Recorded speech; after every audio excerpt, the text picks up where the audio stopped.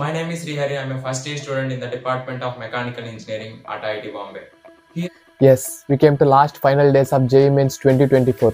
కేవలం 10 days మాత్రమే time ఉంది. నువ్వు ఎంత పెద్ద టాపర్ అయినా ఉండొచ్చు, నువ్వు ఇంటర్ మొత్తం 2 ఏళ్ళు మొత్తం కష్టపడైనా చదివి ఉండొచ్చు, లేదా 8th క్లాస్ నువ్వు ఐఐటి స్కీమ్లోనే ఉండొచ్చు, ఐఐటి ప్రోగ్రామ్లోనే చదువుతూ ఉండొచ్చు.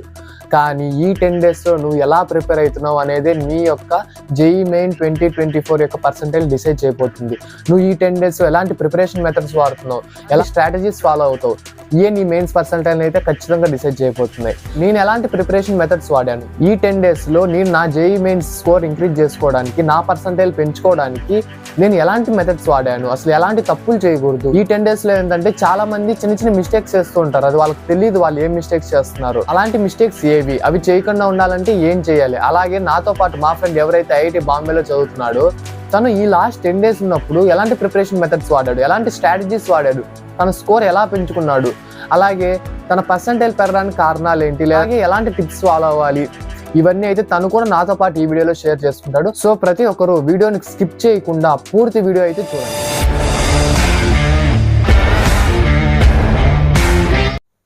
Hello guys, welcome back to my channel BTech Nani. నేనైతే ఐటీ తిరుపతిలో ఎలక్ట్రికల్ ఇంజనీరింగ్ అయితే చేస్తున్నాను. సో ఈ వీడియోలో ఏంటంటే ఈ లాస్ట్ 10 daysలో మీరు ఎలాంటి మిస్టేక్స్ చేస్తారు, అవి చేయకుండా ఉండాలి, అసలు ఎలాంటి స్ట్రాటజీస్ ఫాలో అవ్వాలని అయితే నేనైతే మీకు చెప్తాను. సో ప్రతి ఒక్కరు వీడియోని స్కిప్ చేయకుండా పూర్తిగా అయితే చూడండి, ఎందుకంటే ఈ వీడియో ప్రతి ఒక్కరికి చాలా హెల్ప్ఫుల్ అవుతుంది. అలాగే మన ఛానల్ ఎవరైనా ఫస్ట్ టైం చూస్తున్నట్టయితే ఖచ్చితంగా ప్రతి ఒక్కరు లైక్ చేయండి, షేర్ చేయండి, సబ్స్క్రైబ్ చేయండి. ఎందుకంటే మీకు ఇంకా రాబోయే రోజుల్లో చాలా ఇన్ఫర్మేషన్ అయితే మీకైతే ఇస్తున్నారు. ఎందుకంటే మీకు చాలా ఉపయోగపడుతుంది, మీ ఐఐటీస్కి వెళ్ళడానికి కావచ్చు, అడ్వాన్స్ ఎగ్జామ్ రాయడానికి కావచ్చు, లేదంటే మెయిన్ సెకండ్ ఫేజ్ ఎవరైతే అటెంప్ట్ చేయబోతారో వాళ్ళకు కూడా ఖచ్చితంగా అయితే ఉపయోగపడుతుంది. సో ప్రతి ఒక్కరు మన ఛానల్ లైక్ చేయండి, షేర్ చేయండి, సబ్స్క్రైబ్ చేసుకోండి, పక్కన ఉన్న గంట సింబల్ మాత్రం నొక్కడం మర్చిపోకండి. నేను పెట్టిన ప్రతి వీడియో మీకు నోటిఫికేషన్ రూపంలో అయితే వచ్చేస్తుంది. నేను మీకు చెప్పే ఫస్ట్ టిప్ ఏంటంటే, ప్రతి ఒక్కరు ఈ 10 daysలో ఏం చేస్తూ ఉంటారంటే న్యూ టాపిక్స్ కి వెళ్తూ ఉంటారు, అంటే అన్ని టాపిక్స్ ని కవర్ చేసేద్దాం అనుకుంటూ ఉంటారు. కానీ ఈ లాస్ట్ 10 daysలో మీరైతే ఆ మిస్టేక్ ఖచ్చితంగా చేయకండి, ఎందుకంటే దానివల్ల మీకు ఎక్కువ లాస్ ఉంటుంది తప్పితే ప్రాఫిట్ ఏమి ఉండదు. ఒకవేళ మీరు 1-2 క్వశ్చన్లు చేయొచ్చు కానీ మీకు 3-4 క్వశ్చన్లు పోతాయి. ఎందుకంటే మీరు ఏ టాపిక్స్ అయితే ప్రస్తుతానికి చదివారో ఆ టాపిక్స్ మీద మీరు గ్రిప్ తెచ్చుకోండి, దానిపైన మళ్ళీ రివిజన్ చేయండి 2-3 సార్లు. అవి మీకైతే చాలా ఉపయోగపడుతుంది. ఎందుకంటే న్యూ టాపిక్స్ కి వెళ్ళడం వల్ల ఏమవుతుందంటే మీకు టైం లేదు, జస్ట్ 10 days మాత్రమే ఉంది కాబట్టి మీరు కొత్త టాపిక్స్ మళ్ళీ నేర్చుకోవాలి అంటే అది మీకు చాలా టైం పడుతుంది. మళ్ళీ మీరు బేసిక్స్ నుండి రావాలి, లేదంటే మళ్ళీ కొత్త ప్రాబ్లమ్స్ చేయాలి, మీకు మళ్ళీ థింక్ చేయడానికి కానివచ్చు, సాల్వ్ చేయడానికి కానివచ్చు, మీకు మళ్ళీ చాలా టైం పడుతుంది. సో మీరు ఈ 10 daysలో ఏం చేయాలంటే న్యూ టాపిక్స్ కి వెళ్ళకుండా మీరు ఏవైతే ప్రీవియస్ టాపిక్స్ మీకు మంచి గ్రిప్ ఉందో, అలాగే మీకు ఏమైనా వచ్చో, మీకు ఏవైతే బాగా వచ్చో ఆ చాప్టర్స్ ని మాత్రమే మళ్ళీ ఒకసారి తీసుకొని రివిజన్ చేశారనుకోండి, మీకు దానిపైన కాన్ఫిడెన్స్ వస్తుంది. మీరు ఏవైతే టాపిక్స్ చదివారో వాటిని మళ్ళీ మీరు రివిజన్ చేయడం ద్వారా ఏమవుతుందంటే వాటిపైన మీకు గ్రిప్ వస్తుంది, ఒక కాన్ఫిడెన్స్ వస్తుంది. నేను చదివే ద్వారా నేను క్వశ్చన్ లో ఈ టాపిక్ పైన లేదా ఈ చాప్టర్ పైన ఏ క్వశ్చన్ వచ్చా నేనైతే అటెంప్ట్ చేయగలుగుతాను. కాన్ఫిడెన్స్ వచ్చిందంటే మీరు ఎగ్జామ్కి వెళ్తే మీకు కనపడుతుంటాయి ఆ క్వశ్చన్లు, చూసిన వెంటనే నేను సాల్వ్ చేయగలను అని అనిపిస్తుంది. సో అలాగే దాని ద్వారా ఏమవుతుందంటే మీకు చాలా ఎక్స్ట్రా టైం సేవ్ అవుతుంది. న్యూ టాపిక్స్ వెళ్ళకపోవడం ద్వారా మీకు ఎక్స్ట్రా టైం సేవ్ అవుతుంది. దాంతో మీరు ఉండే చాప్టర్స్ పైన మంచి గ్రిప్ తెచ్చుకోవచ్చు. అలాగే అలాగే వేరే సబ్జెక్ట్స్ అంటే ఫిజిక్స్ కానివచ్చు, కెమిస్ట్రీ కానివచ్చు, మ్యాథ్స్ కానివచ్చు, ఏదో ఒక టాపిక్ లో మీరైతే కొంచెం డౌన్ అయి ఉంటారు, కొంచెం తక్కువ మార్క్స్ వస్తాయని చెప్పి మీకు తెలుస్తూ ఉంటుంది. దాంట్లో ఉండే టాపిక్స్ మీద కొంచెం గ్రిప్ తెచ్చుకోండి. అంటే ఏవైతే మీకు వచ్చో ఆ టాపిక్స్ మీద మాత్రమే ఫుల్ గ్రిప్ తెచ్చుకోవడం ద్వారా ఏమవుతుందంటే మీకు మంచి పర్సెంటేజ్ వస్తుంది. అంటే ఇప్పుడు మీకు మ్యాథ్స్ లో తక్కువ పర్సెంటేజ్ వస్తుంది మీకు ఆల్రెడీ తెలుసు. సో మీరు ఏం చేయాలి, ఫిజిక్స్ కెమిస్ట్రీ మీద కొంచెం కాన్సన్ట్రేషన్ ఎక్కువ పెట్టాలి, టైం ఎక్కువ ఫిజిక్స్ కెమిస్ట్రీ మీద ఇన్వెస్ట్ చేయాలి. మ్యాథ్స్ మీద తక్కువ పర్సెంటేజ్ వస్తుంది. సో వచ్చే కొన్ని టాపిక్స్ ఏవైతే ఉంటాయో వాటిపైన ఫుల్ గ్రిప్ తెచ్చుకోండి. ఇప్పుడు కెమిస్ట్రీ ఫిజిక్స్ లో వచ్చే పర్సెంటేజ్ ద్వారా మ్యాథ్స్ పర్సెంటేజ్ కూడా కవర్ అయిపోతుంది. అప్పుడు మీరు ఈజీగా క్వాలిఫై అయ్యే ఛాన్స్ ఉంది. లేదు మాకు 99% రావాలంటే మీకు వచ్చిన ఇప్పుడు ఈ 3 సబ్జెక్టులు ఏవైతే ఉన్నాయో మ్యాథ్స్, ఫిజిక్స్, కెమిస్ట్రీ, ఈ 3లో ఉండే మీకు ఏ చాప్టర్స్ అయితే బాగా వచ్చో ఆ చాప్టర్స్ మొత్తాన్ని ఫుల్ గా మీరు రివిజన్ చేసుకొని వాటిపైన ఇప్పుడు ప్రీవియస్ ఇయర్స్ క్వశ్చన్స్ ఆపేయండి. ఒకవేళ మీరు ప్రీవియస్ ఇయర్స్ క్వశ్చన్స్ అయిపోకపోతే ఫస్ట్ టైం సాల్వ్ చేసేసిన తర్వాత మాక్ టెస్ట్కి వెళ్ళిపోండి. ఈ 10 daysలో మీరు ఎన్ని పేపర్స్, ఎన్ని నెంబర్ ఆఫ్ మోడల్స్ మీరు కవర్ చేయగలిగితే అన్ని కవర్ చేయండి. మీకు వచ్చిన టాపిక్స్ పైన గ్రిప్ తెచ్చుకోండి. సో దాని ద్వారా ఏమవుతుందంటే మీకు మార్క్స్ పెంచుకునే ఛాన్స్ ఎక్కువ ఉంది. అంటే సో మీకు వచ్చిన టాపిక్స్ నుండి వచ్చే క్వశ్చన్ మీరు మిస్ చేయకుండా ఖచ్చితంగా చేయగలుగుతారు. సో న్యూ టాపిక్స్ కి వెళ్ళకండి, మీకు ఏ టాపిక్స్ అయితే వచ్చో వాటిపైన ఫుల్ గ్రిప్ తెచ్చుకోండి. ద్వారా ఏమవుతుందంటే మీకు మార్క్స్ బాగా పెరుగుతాయి, మీకు చాలా పెద్ద ప్లస్ పాయింట్ అవుతుంది. నేను చెప్పే సెకండ్ టిప్ ఏంటంటే quality matters, accuracy matters, quantity doesn't matter. ఎందుకంటే మీరు ఇప్పుడు ఒక 10 క్వశ్చన్స్ చేశారనుకోండి, దాంట్లో 8 క్వశ్చన్స్ కరెక్ట్ అయితే అది క్వాలిటీ, అది అక్యూరసీ. మీరు చేసిన క్వశ్చన్స్ కరెక్ట్ అవ్వాలి. ఎందుకంటే జేఈఈ మెయిన్స్ లో నెగిటివ్ మార్క్స్ ఉంటాయి. మీరు ఎన్ని క్వశ్చన్స్ అటెంప్ట్ చేశారనేది ముఖ్యం కాదు, మీరు చేసిన క్వశ్చన్స్ లో ఎన్ని కరెక్ట్ అయ్యేది ముఖ్యం. ఎందుకంటే నెగిటివ్ మార్కింగ్ వల్ల మీరు మార్క్స్ లూజ్ అయ్యే ఛాన్స్ చాలా ఎక్కువ ఉంది. ఏముంది, ఒక క్వశ్చన్ కరెక్ట్ అయితే 4 మార్క్స్ వస్తాయి, ఒకవేళ పోయేది -1 కదా అనుకుంటారు. ఒకవేళ మీరు పెట్టిన క్వశ్చన్స్ అన్ని నెగిటివ్ అయితే అప్పుడేమవుతుంది? సో మీరు ఏం చేయాలంటే క్వాలిటీ మ్యాటర్ చేయాలి, అంటే అక్యూరసీని పెంచుకోవాలి. మీరు చేసిన కొన్ని క్వశ్చన్స్ అయినా కానీ కరెక్ట్ అయ్యేలా చూసుకోవాలి. అప్పుడు ఏమైతుందంటే మీకు పర్సెంటైల్ ఇంక్రీజ్ అవుతుంది. మీరు చేసిన క్వశ్చన్స్ కరెక్ట్ అవ్వడం ద్వారా మీకు మంచి ప్లస్ పాయింట్ అవుతుంది, మీ స్కోర్ పెరుగుతుంది. ఎప్పుడే కానీ ఉండే క్వశ్చన్స్ అన్ని అటెంప్ట్ చేసేదాన్ని ట్రై చేయకండి. మీకు ఏ క్వశ్చన్స్ అయితే వచ్చో, మీకు ఏ క్వశ్చన్స్ అయితే కరెక్ట్ అయితే అని కాన్ఫిడెన్స్ ఉందో వాటిని మాత్రమే అటెంప్ట్ చేస్తారండి. దాని ద్వారా అయితేనే మీకు మంచి మార్క్స్ అయితే స్కోర్ చేసుకునే స్కోప్ ఎక్కువ ఉంటుంది. So quality matters, accuracy matters. ఆ టిప్ ఏంటంటే స్టూడెంట్స్ ఎవరైతే ఉన్నారో వాళ్ళకు ఉండే 3 సబ్జెక్ట్స్ లో ఖచ్చితంగా ఏదో 1 లేదా 2 అయితే చాలా ఫేవరెట్ సబ్జెక్ట్స్ ఉంటాయి. నాకైతే కెమిస్ట్రీ ఫేవరెట్ సబ్జెక్ట్.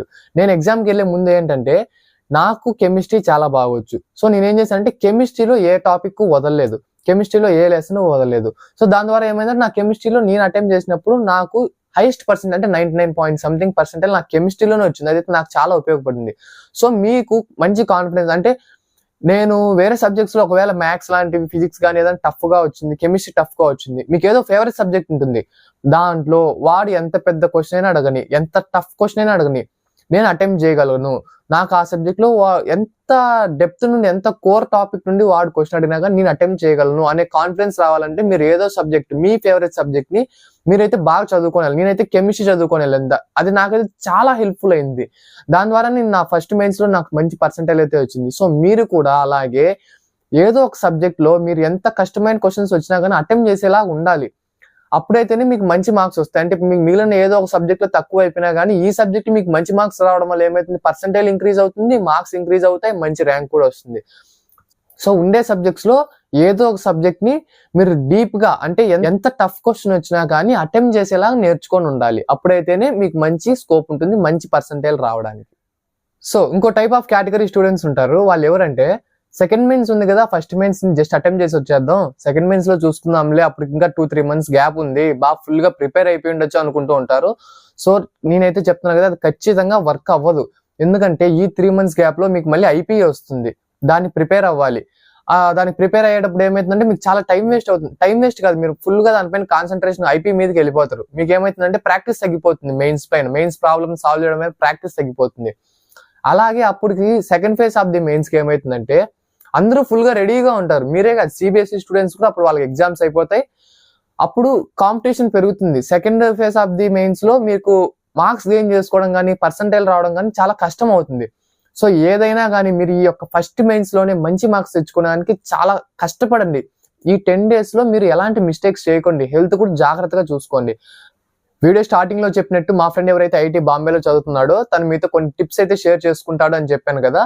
సో అతనైతే ఇప్పుడు చెప్తాడు, ఇవైతే ఖచ్చితంగా మీకు ఉపయోగపడతాయి, మీరు ఖచ్చితంగా దాన్ని ఫాలో కూడా అవ్వండి, మీకు మంచి పర్సెంటేజ్ అయితే ఖచ్చితంగా వస్తుంది. My name is Srihari. I am a first year student in the Department of Mechanical Engineering at IIT Bombay.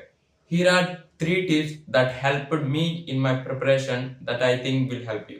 Number 1, give mock tests and solve previous year papers. When my final JEE is around the corner, I increase the frequency of my mock tests and try to solve as many as previous year questions as possible.